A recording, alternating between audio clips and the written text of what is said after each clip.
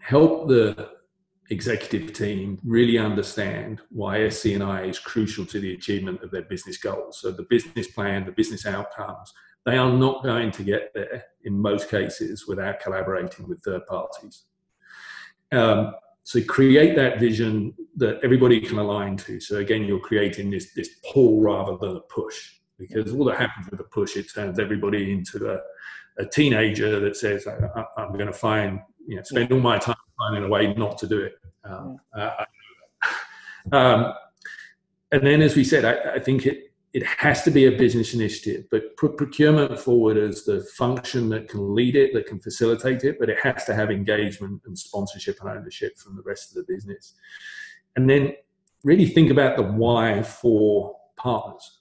That can't be something that you come to later in the process. You have to think about, why will people want to work with you? Why will your incumbents decide it's different this time? Why will they believe you that you want to work in a different way?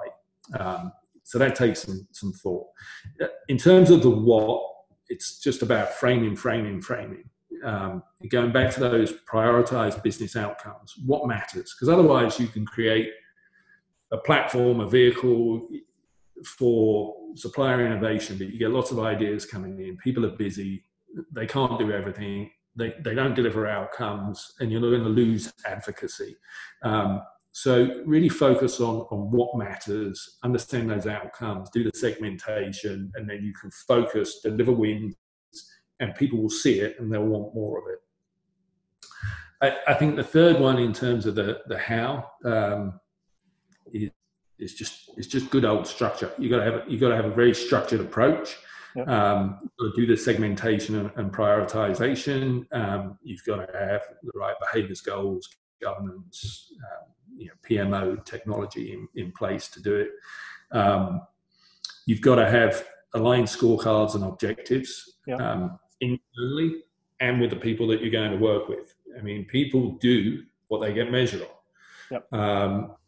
The commercial contracts we talked about, lots of communication. Again, a lot of companies I've seen that have fallen down on this journey is because they don't communicate and they don't come back to that framing.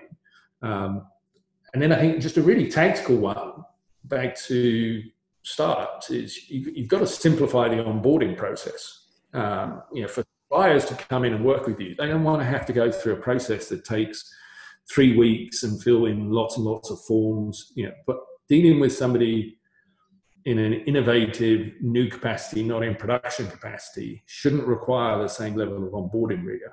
Yeah. And then the last one, in terms of the who, is, again, simple stuff, but hard to do. Get those stakeholders internally identified, aligned, put them in sponsorship roles where it makes sense.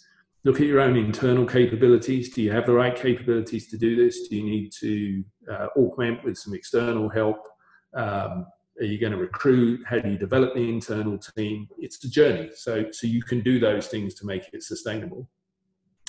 And then same for your partners and suppliers. Understand who are they, who are you going to work with, what are their motivations, how are they aligned, sponsored, incented, etc.